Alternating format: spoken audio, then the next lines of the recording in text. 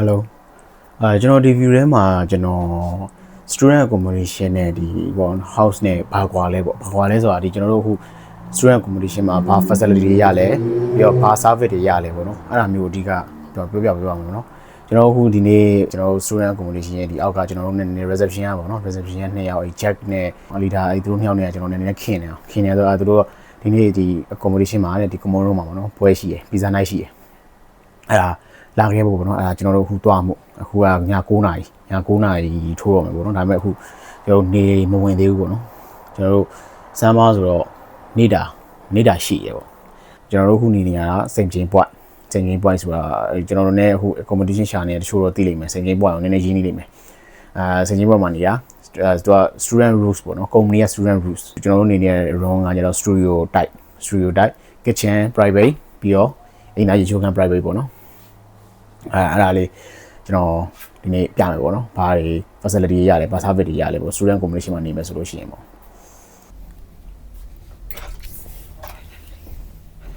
ကဲကျွန်တော်အခုသွားတော့မယ်ပေါ့နော်ပထမဆုံးစပြောမယ်ဆိုရင်တော့ဒီကျွန်တော်တို့ student accommodation တော်တော်များများကရေးဖို့ပြီးဖို့ဟိုပါပဲပေါ့နော်တခါတည်း rent ထဲမှာပါပြီးသားကျွန်တော်တို့ထပ်ပြီးပေးကြမလို့ပြဒါတွေကတချို့အိမ်တွေကလည်းတချို့အိမ်တွေဆိုလို့ရှိရင်လည်းထပ်ပြီးပေးကြမလို့တချို့အိမ်တွေပေါ့နော်တချို့အိမ်တွေကလည်းမပါဘူးအဲ့လိုမျိုးတွေရှိတယ်ဒါကတော့ကျွန်တော်တို့ရဲ့ look ပါကျွန်တော်တို့ဒါကြတော့သူက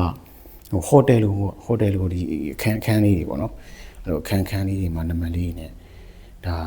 ဟိုဖြစ်ရတာပါကျွန်တော်နေရတာပေါ့နော် hotel အခန်းလေးလိုပါပဲကျွန်တော်မြန်မာ hotel အခန်းလေးလိုပဲကျွန်တော်အခုနေနေရဆိုရင်တစ်ပတ်ကို130ကျော်ပေါ့နော်130ကျော်တလားဆိုရင်တော့900ကျော်600လောက်ပေါ့နော်ဒါကကျွန်တော်တို့အခု student rooms က St James ကဒါပတ်လေပေါ့နော် monument ဒီမျိုးတွေပေါ့ကျွန်တော်မြန်မာလို့ဆိုမျိုးတွေဘာညာအကုန်လုံးနဲ့နီးရ transportation ဘာညာလဲဘေးပတ်လေမှာဘတ်စကားဂိတ်တွေပြီးတော့ဒီဟိုစားကြတောက်ကြဝယ်တာတွေဘာတွေကလည်းအကုန်လုံးနဲ့နီးရပေါ့နော်ဒီနားလေးကမျိုးတွေလို့ဖြစ်နေရပါကျွန်တော်တလေကကျွန်တော်9လောက်မှနေရပါ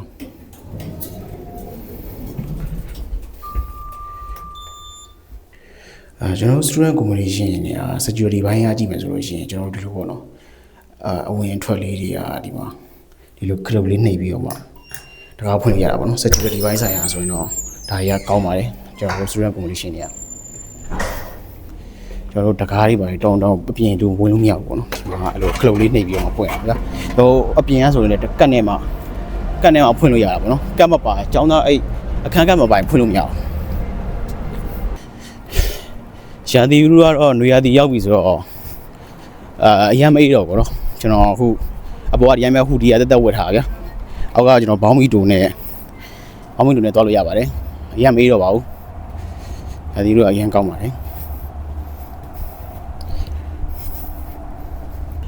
ဒါကတော့ကျွန်တော်တို့ကွန်မွန်ရုံးရှိရဲ့အဆောင်ဗောနော်သူကဒီဘေဒင်လိုက်ပေါ့ဘေဒင်3ခုရှိရဗျာကျွန်တော်တို့ကဘေဒင်3ခုမှာဒီဘေဒင်မှာသူကကွန်မွန်ရုံးရှိရဗောနော်ကျွန်တော်ဒီအိုင်းဝင်လို့မရဘူးပေါ့နော်သူကဒီမှာကျွန်တော်တို့ဒီအတိုက်မှာနေမယ်ဆိုရင်ဒီကက်လေးရတယ်ဗျာဒီအခန်းကက်လေးနဲ့ဒီလိုတက်ပြီးတော့မှတကားတော့ပွင့်တာပေါ့နော်ဒါကတော့ student accommodation တွေမှာများသောအားဖြင့်ပါကြတယ်ပေါ့နော်ဒီလိုဟာမျိုးကဟို security ပိုကောင်းတာပေါ့တောင်းလူဝင်လို့မရဘူးဒီလိုအခန်းနေဆိုလို့ရှိရင်ဒီမှာကတ်နေပဲတက်မှဝင်လို့ရတာပေါ့နော်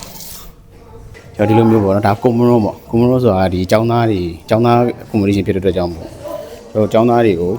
ဟိုအဲ့လိုကစားဖို့ဒီလို PDF ခုံနေဒီလို PDF ခုံနေဒီလို TV တို့ဒီလိုကစားစရာ activity လေးတွေလုပ်ဖို့အတွက်ပေးထားတယ်ပေါ့နော်ဒါကတော့ကျွန်တော် student accommodation တွေမှာပါတာပေါ့ဒီလိုလဲဒီရဆိုလို့ရှိရင်ကျွန်တော်တို့နိုင်ပါအခန်းထဲမှာစာမလုပ်ချင်ဘူးဆိုတော့ဒီမှာစာပြီးလာထားလို့ရတယ်ပေါ့နော်ဒါကတော့ student accommodation တွေရဲ့ service တစ်ခုပေါ့ကောင်းတဲ့ချက်တွေကပေါ့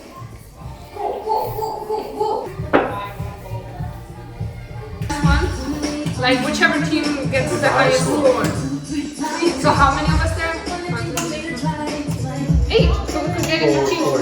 ဒါကျွန်တော်တို့ game ဆော့နေကြတာပေါ့နော်ကျွန်တော်တို့ဟို Yahoo တို့ဘာလို့မျိုး quiz game လေးတွေပေါ့နော်အဲ့လိုမျိုးတွေဆော့တယ်အဲ့လိုမျိုး guest location guest တဲ့ဟာလေးဆော့တယ်ပေါ့နော်နောက်ပြီးတော့ကျွန်တော်တို့ pizza ပေါ့နော် pizza ကျွေးတယ်အဲ့ဒါလည်း accommodation ဘက်ကကျွေးရပါအဲ့လိုမျိုးပေါ့နော် student accommodation တွေကတော့ကျွန်တော်တို့ဟို social event လေးပုံစံမျိုးတွေတော့မကြလုပ်ပေးလေးရှိရပေါ့နော် 1 2 3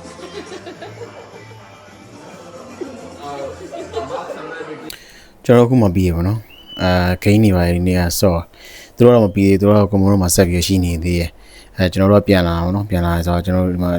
ကိစ္စတွေရှိတော့ပြီးတော့ကျွန်တော်အခုတော့ဗျာဒီ student rules ပေါ့နော်ကျွန်တော်ခုနပြောသလိုပဲဒီ company က student rules ကျွန်တော်တို့နေတာစိတ်ပြင်း point ဒါဒီကျွန်တော်တို့ရဲ့ building ရဲ့နာမည်ပေါ့နော်နာမည်သူကဒီ student rules ကပဲသူကနောက်ထပ်စိတ်ပြင်း house တို့ Newcastle 1ဆိုတဲ့ student accommodation နဲ့ရှိရရတယ်လားကျွန်တော်တို့ဒီစိတ်ပြင်း point မှာနေနေစိတ်ပြင်း house မှာပဲနေနေဗျာကျွန်တော်တို့ဒီ student rules company အောက်မှာပဲဖြစ်တဲ့အတွက်ကြောင့်မို့ကျွန်တော်တို့ကဒီမှာနေလိုက်တာနဲ့ကိုတခြားဒီစိတ်ပြင်း house တို့ဘာတော့ကလည်း facility ရှိရဗျာမှာ gym တို့ဘာလို့ရှိရအဲ့ gym တို့ဘာလို့ကျွန်တော်တို့ကသုံးလို့ရတယ်သူကနာမည်ပြောင်းသွားတာပေါ့နော်ဒါပေမဲ့ company ရတော့တူတူပဲစိတ် student rules ပဲဒါပေမဲ့လို့စိတ်ပြင်း point တို့စိတ်ပြင်း house တို့ Newcastle 1ဆိုပြီးတော့သူကလို့သုံးခုခွဲသွားတဲ့ပုံစံမျိုးဖြစ်သွားတာဗျာတလားဒါပေမဲ့အကုန်လုံးကတော့ကျွန်တော်တို့ access ရတယ်ကျွန်တော်တို့အကုန်သုံးလို့ရတယ်reception ကလူတွေကိုဒါပေမဲ့ကျွန်တော်တို့ကတ်တွေနဲ့ဒီကျွန်တော်တို့အခုဒီကျွန်တော်တို့စိတ်ပြင်း point မှာသုံးနေတဲ့ကတ်တွေနဲ့တော့ကျွန်တော်တို့ဖွင့်လို့မရဘူးကျွန်တော်ကတ်တွေနဲ့တော့ဖွင့်လို့မရဘူးသူကreception ကိုအကယ်လို့ကိုရောက်သွားပြီဆိုလို့ရှိရင် reception ကိုပြောဗျာဒီ gym တွေပါသုံးနေတယ်ဆိုရင်တော့ငါတို့ကဒီစိတ်ပြင်း point ရပါဆိုပြီးတော့ပြောပြီးတော့ဒီ gym တို့တခြား facility ကို access လုပ်လို့ရတယ်ပေါ့နော်အဲ့ဒါလေးကျွန်တော်ပြဒါစိတ်ပြင်း house ပေါ့နော်ကျွန်တော်တို့နေရာစိတ်ပြင်း point ဒါကျွန်တော်တကယ်ချင်းပထမဆုံး UK ကိုလာတော့ကျွန်တော်အခန်းရှာပြရတာပေါ့ဒီမတိုက်မှာဒါဒီကအခန်းတွေကကျွန်တော်တို့တိုက်ကအခန်းတွေနည်းနည်းဈေးပုံများပြီးပိုလဲကျဲတယ်ပတ်ကောပိုလဲကျဲတယ်ပေါ့နော်ဟုတ် decoration ပါလေးလဲဆို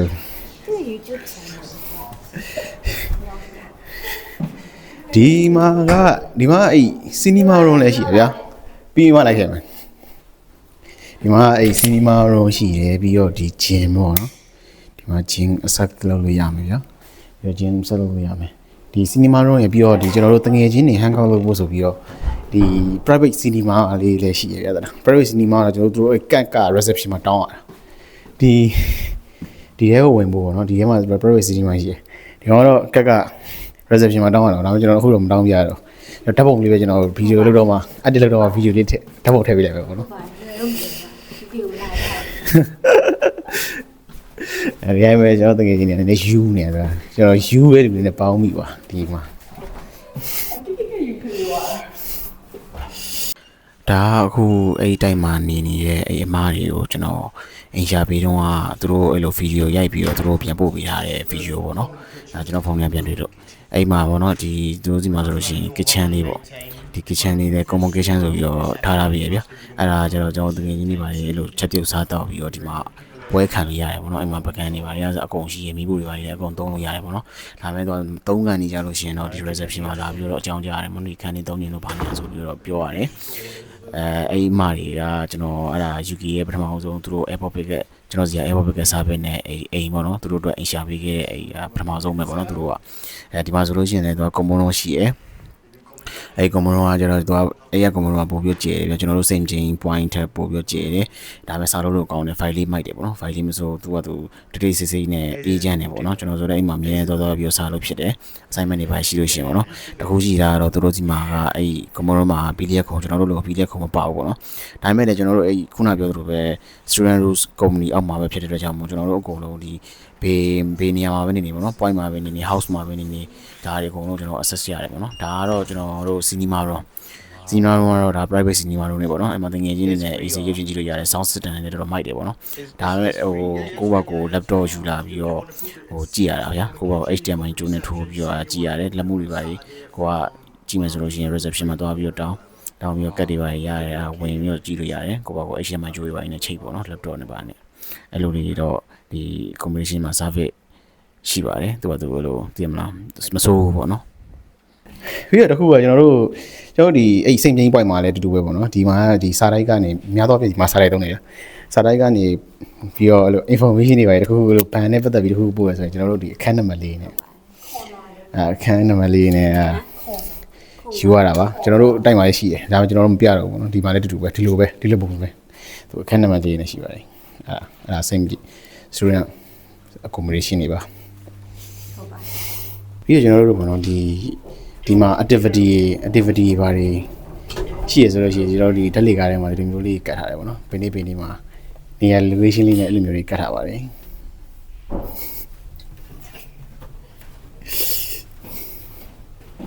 ဒီ combination နဲ့ဒီလိုပဲပေါ့နော်ဒီ combination ကျွန်တော်တို့လိုပဲဟိုမြန်မာနိုင်ငံဆို hotel room တွေလိုပဲအခန်းနံပါတ်လေးတွေနဲ့ဒီလိုမျိုးလေးပါပဲဒီက student combination တော်တော်များများကျွန်တော်ဒီလောက်ဆိုရင်တော့ဒီလိုမျိုးလေးပဲပေါ့နော်ဟိုအန်ဆူပဲလို့ kitchen share ရတဲ့ဟာမျိုးဆိုလို့ရှိရင်ဒီလိုလေးပဲဒါပေမဲ့သူက kitchen room ဆိုပြီးတော့တက်ရှိသွားတယ်ပြတ်တာအခန်းကတော့ဒီလိုမျိုးအခန်းနံပါတ်လေးနဲ့ပဲအဲ့လိုမျိုးလေးပဲကျွန်တော်တွေ့ဦးတယ်ပေါ့နော်ဒီ student combination တွေကတော့အခုတော့ဆိုရင်တော့တော်တော်များများသိရပြီပေါ့နော်ကျွန်တော်အခန်းပုံစံနေတော့ကျွန်တော်မရိုက်ပြတော့ဘူးဗျာသလားအခန်းပုံစံကြီးကဟိုတော့ဆိုရင်လည်းကျွန်တော်ရှုပ်ပွားနေလို့ကျွန်တော်အခန်းကိုကြည့်နေဆိုရင်လည်းကျွန်တော်အရင်ကလောက်ခဲ့ဗီဒီယိုတွေမှာတော့ရှိတယ်တော့ကြည့်လို့ရရဗျာတော့ဟိုခုနကတော့ကျွန်တော်တို့ရဲ့ safety house မှာအခန်းကိုလည်းကျွန်တော်မရိုက်ပြခဲ့လို့တော့ဘာလို့သူများအခန်းဖြစ်နေတာဆိုထားပါတော့နော်အဲ့တော့အခန်းတွေကတော့မရိုက်ပြတော့ဘူးဒါကျွန်တော်အခန်းနဲ့သူတို့အခန်းနဲ့ရှင်လို့ရှိရင်တော့သူတို့အခန်းပူကျဲပြီးတော့သူတို့အခန်းအင်းငဲမှာတခါလေးအဝေးရှော့ဆက်တွေပါတယ်တခါလေးပါပြီးသားเนาะပြီး oven တွေပါတယ်လည်းပါတယ်ပေါ့နော်ကျွန်တော်တို့ခန်းထဲမှာ microwave မီးကိုအဲ့လောက်ပဲပါရေခဲတက်တာအဲ့လောက်ပဲပါတယ်ပေါ့နော်ကျွန်တော်တို့ခန်းကျင်းတယ်ပြီးတော့ကျွန်တော်တို့ခန်းဈေးဖို့တပါတယ်သူတို့ကျွန်တော်တို့ခန်းကဗျာကျွန်တော်တင်ငယ်ချင်း2ယောက်နေရဒီအခန်းကိုသူကဟိုတလောက်1000ကျော်1088ပေါ့ဒီကြဆိုရင်1088အဲ့တော့မှ2ယောက်ရှေ့တော့တယောက်ကို900ကျော်လောက်သွားတာဗျာတလား900လောက်ကြာတာသူတို့ခန်းဆိုရင်အဲ့တလောက်1800အောင်ပေးရတယ်ဗျာပေါင်1800အဲ့လိုပေါ့နော်သူတို့ခန်းပို့ပြီးတော့လည်း space ပို့ကျဲသွားတယ်အဲ့လိုဟိုဘယ်လိုပြောမလဲဟိုပြန်ပြီးတော့ကျွန်တော်ဗီဒီယိုပြန်ပြီးတော့အချင်းချုပ်ရမှာဆိုလို့ရှိရင်တော့ student accommodation တွေကတော့ဒီခုနပြောသလိုပဲ service စုံနေပေါ့နော် service စုံနေဆိုတော့24 hour reception ရှိရဲခုပြလို့ရှိရင် outdoor reception မှာတော့ပြောလိုက်တာနဲ့ဘယ်ဆိုပြီးတော့ကျွန်တော်အခန်းထဲမှာတခုပြနေတာသူတို့လာပြင်ပေးပါပေါ့နော်ဒါ course တွေပါလေထပ်ပြီးပေးစရာမလိုဘူးမသိမလားအရင်ကိုဟိုအရင်ဆိုးရွားဖြစ်တော့မှဒါပေးရမယ်ထင်တယ်ကျွန်တော်တို့တော့ခုဆိုးရွားမဖြစ်ပါဘူးဟိုလိုရိုက်ခွဲတာတော့ဘာလို့မလုပ်နဲ့ပေါ့နော်အဲ့လိုမျိုးရှိရဲဟိုဟာပြီးတော့အဲ့ house တွေပါပြန်ပြီးတော့ကြည့်ကြတော့အဲ့သူတို့ကသူတို့လည်းပြင်ပေးပါတယ်မပြင်ပေးဘူးတော့မဟုတ်သူက deposit ပေးရတယ်ဗျာ deposit ပေးရဆိုတော့ပြောက်သွားတယ်ပြောက်သွားတဲ့ဟာကိုသူကအဲ့ deposit တွေကပြန်နှုတ်မှာပေါ့နော်ပြင်ပြီးလို့ရှိရင်တော့ deposit ပြန်နှုတ်ပြီးတော့ကျွန်တော်တို့ဒီ contract ကုန်သွားလို့ရှိရင်တော့အဲ့ deposit သူကဘယ်လောက်ကျန်လဲဆိုကျွန်တော်တို့ပြန်ပေးမယ်ဆိုပြီးတော့ agent ကတော့ပြောတယ်သူတို့လည်းပြင်တော့ပြင်ပေးမယ်ဒါပေမဲ့တည်မလားဟိုကျွန်တော်တငယ်ချင်းဒီဇန်နာလမ်းမှာအိမ်ငားတဲ့တယောက်ဆိုလို့ရှိရင်ကျတော့သူတို့အိမ်ဆိုလို့ရှိရင်အဲ့လိုလမ်းလောကိုပြောလိုက်တယ်ဆိုလို့ရှိရင်လမ်းလောက2ရက်လောက်ကြာမှလာလုပ်ပေးရချက်ချင်းမလုပ်ပေးဘူးပေါ့ဗျာအဲ့လိုပြင်မယ်သူအားတဲ့အချိန်ကျတော့မှလာပြီးတော့ပြင်နေလို့လွတ်ပေးရတော့အဲ့လိုမျိုးလုပ်ပေးရဆိုတော့ဒီကတော့ service ကချက်ချင်းတိတ်ဆိုပြီးတော့ပြောလိုက်တာ ਨੇ မဒီနေ့လို့ညဘက်လောက်ပြောရဲဂျာမန်နေ့လယ်လောက်ပြောရဲဆိုလို့ရှိရင်သူတို့အကယ်လို့ဒီပြင်းတဲ့လူကိုဖုန်းဆက်ပြီးတော့သူတို့ဒီနေ့ရတယ်ဆိုရင်ဒီနေ့တစ်ခါလာလုပ်ပေးရဗျာဒါမှမဟုတ်မနှက်ပြန်ဆိုလည်းမနှက်ပြန်ပါတော့အဲ့လိုမျိုးလာလုပ်ပေးပါတယ်ပြီးတော့ဒီ assets တွေပေါ့နော်ခုနပြောရဲကျွန်တော်တို့ဒီ student accommodation မှာတော့ဒီလိုဟိုဘယ်လိုခေါ်မလဲ social events လေးပေါ့နော် event လေးလုပ်ပြီးတယ်အဲ့လိုဒါပေမဲ့အဲ့ဒါလည်းပြောရရင်ပြဟိုကျွန်တော်တို့အလုပ်တွေပါရှိပါရလို့ရှိရင်တော့ဒီ social event တို့ဘာလို့အများနဲ့တော့မ join နိုင်ပါဘူးဒါပုံမှန်လင်းပြောတာဒါပေမဲ့သူ့ဘက်သူဘယ်လိုပဲဖြစ်ဖြစ်ပေါ့ဒီမှာ international ဒီလိုပဲတကယ်ချင်းလေးပါလေးတော့ဇာတ်တို့ရောက်သွားတာပေါ့နော်သူတို့ culture လေးပါလေးနည်းနည်းတော့သိရတယ်ဗျာဒါတွေကတော့သူလို social event လေး student accommodation မှာစီစဉ်ပြီးတော့ဒါတွေကတခုကောင်းတယ်ဗျာ house တွေကတော့ကိုယ့်ဘာကိုပဲဗျာနေရတဲ့ living space ကတော့ဒီကကြတော့ဒီလိုတိုက်ခိုင်းတဲ့ပုံစံမျိုးဖြစ်သွားတယ်ဗျာ house ဆိုပါတော့ကြတော့တကယ်သူကသူတိမ်လုံးဆိုတော့ဟို living room တို့ kitchen တို့ပါတော့တက်ဗျာအိမ်ခန်းတက်ရေချိုးကန်အင်သားတက်ပေါ့နော်အဲ့လို house တစ်လုံးလုံးဖြစ်သွားတာဆိုတော့လေအဲ့လိုမျိုးကျေဝန်းလေးရရှိတယ်ကျွန်တော်အိမ်တိမ်သွားကြည့်ထားတဲ့ဗီဒီယိုတစ်ခုကျွန်တော် edit လုပ်ထည့်ပေးလိုက်မယ်ပေါ့နော်အဲ့အိမ်ကကြတော့ကျွန်တော်တို့မယူဒီတိုင်းပဲသွားကြည့်တာ agent နဲ့ဒီတိုင်းဟိုစကားပြောပြီးတော့အဲ့အိမ်ကိုတစ်ချက်လောက်ကြည့်ချင်လို့ဆိုပြီးတော့တွားပြီးကြည့်ထားတာဗျအဲ့အိမ်ကိုမယူပြပါဘူးယူပြတဲ့အရင်တက်ဒါပေမဲ့အဲ့ယူပြတဲ့အရင်ကျွန်တော်မှဗီဒီယိုမရှိဘူးเนาะဒါနောက်မှကျွန်တော်ဆက်ပြီးတော့ပြောပြပေးမယ်ဗျာဟိုဘာလို့အခုဗီဒီယိုတွေကအိမ်ကိုမယူပြလဲဆိုတော့အဲ့အိမ်ကအကုန်ကောင်းတယ်ရေချိုးကအိမ်သားလည်းကျေကြီးပဲရေချိုးကလည်းဘာလို့လဲကျေကြီးပဲအိမ်သားဆိုလို့ရှိရင်3လုံးတော့ပါပါဗျာရေချိုးက2ခန်းပါတယ်ဘာလို့ယူပြလဲဆိုတော့ကျွန်တော်အဲ့အိမ်တွေကိုရောက်သွားတော့သူကဈေးလက်တန်တယ်သူကတစ်ပတ်မှ90ကျော်ပဲပေးရတယ်အခုအိမ်ကဒါပေမဲ့ဟိုအောင်ဖြစ်ဘူး line အဲ့ကျွန်တော်ဖုန်းသုံးလို့မရဆိုတော့ကျွန်တော် internet line မမိဘူး internet ကတိုင်ကတရုံးမတက်တယ်အဲ့လို message တွေပါလည်းပို့လို့မရဘူးဟို wifi တော့သုံးလို့ရရပါတော့အဲ့ဒါကိုမကြိုက်လို့ပြီးတော့ဟိုနည်းနည်းလေးဘေးပတ်ဝန်းကျင်မှာသူကစိုင်းလေးသိမရှိဘူးကျွန်တော်တို့ဈေးဝယ်ခြင်းနဲ့ဆိုတော့ကျွန်တော်ဒီပေါက်လာဝယ်ရမှာဒါပေမဲ့အရင်တော့မဝေးပါဘူး15မိနစ်လောက်ပဲလမ်းလျှောက်ရတာဒီကျွန်တော်တို့ခုဒီနေတဲ့နေရာနဲ့ဆိုလို့ရှိရင်15မိနစ်လောက်လမ်းလျှောက်တဲ့အိမ်ပေါ့နော်ဒါပေမဲ့ကျွန်တော်တို့ line တွေပါကြတော့အသုံးမသုံးလို့ကျွန်တော်အကြောင်းသားတွေဆိုအဆင်မပြေဘူးတည်မလားဖုန်းတွေပါခေါ်လို့မရတာပါညာဆိုရင်တော့တိုင်းမှာဆိုလို့ကျွန်တော်အဲ့ရုံမယူပြဘူးเนาะဒါပေမဲ့အဲ့ဒါ video ထည့်ပေးလိုက်မယ်ဆိုတော့အဲ့ဒါလေးပါပဲဟို student accommodation နဲ့ house နဲ့ကျွန်တော်ဘေးအောင်ပို့ပြီးတော့ prefer ဖြစ်လဲဆိုရင်တော့ကျွန်တော်အမြင်ပုံပုံလေးပြောရမယ်ဆိုလို့ရှိရင်တော့ house ကိုပို့ပြီး prefer ဖြစ်ပါတယ်ဒါပေမဲ့ ရောက်ချင်းလူတွေအတွက်တော့ recommend ပေးချင်တာဆိုလို့ရှိရင်တော့ student accommodation ကို recommend ပေးချင်ပါတယ်။ဘာ process မှမလိုဘူးဘာမှမလိုဘူး။ daily ဆိုတာနဲ့ပြီးသွားတယ်။သူမှနောက်ပြီးတော့ regulation ဥပမာကျွန်တော်တို့ visa မရခင်အခုဆိုကျွန်တော် Newcastle မှာဆိုရင်ကျွန်တော်သိတဲ့တော့ဆိုအကူကပြောတာအခန်းတော်တော်များများကုန်ကန်ပြီးပြီပေါ့နော်။ဘာလို့စက်တင်ဘာအဲ့ဒီကျရင်လာမဲ့လူတွေအများကြီးပဲကျွန်တော်မြန်မာနိုင်ငံကနေပေါ့မြန်မာနိုင်ငံကပဲတော်တော်များများရှိရပြသလား။ဟိုတခြားတရုတ်တို့ဘာတို့ကလည်းတခြား US တို့ဘာ visa ban သွားပြီဆိုတော့လုံးဝဟိုလာဝင်ကြမှာများတယ်။အဲ့တော့အခန်းတွေကအခုလောလောဆယ်အဲ့လိုမြန်ကြိုဖုတ်တာမှအဆင်ပြေနေမယ်ပေါ့နော်။အခန်းတွေတော်တော်များကုန်သွားပြီလို့ကြားတယ်ဆိုတော့အဲ့ဒါလေးကိုပြောချင်တာဟိုရောက်ချင်းလူတွေအတွက်ကျတော့ student accommodation ကဘဆိုပြီးတော့ဘာမှလို့ခေါင်းစားကြမလို့အကယ်လို့ကိုက visa မရသေးဘူးမလားအခန်းကိုငှားထားလို့ရတယ်အကယ်လို့ visa ကိုကို reject ထိသွားပြီဖြစ်တော့တခုရှိခဲ့သည်ရှိတော့ဒီကိုပေးထားတဲ့ပတ်စံတွေပါတယ်လေသူတို့က student accommodation တွေက refund ပြန်ပေးရဲ့ policy ရှိရပေါ့နော်အဲ့ဒါလေးလည်းတခုကောင်းတယ်ဆိုတော့စာချုပ်ဆိုင်တန်းပါညာကလည်းအဲ့လောက်ထိဟို strict တာမရှိဘူးเนาะ student accommodation ဆိုတော့သူကသူကျောင်းသား international ကျောင်းသားဖြစ်တဲ့အတွက်ကြောင့်မို့သူက granta ပါညာကလည်းအဲ့လောက်ထိခေါင်းစားစရာမလိုဘူးဗျာနားလည်းပေးရပေါ့နော်သူတို့ဘက်ကထားတော့ဆိုတော့အဲ့ဒါလေးပါပဲ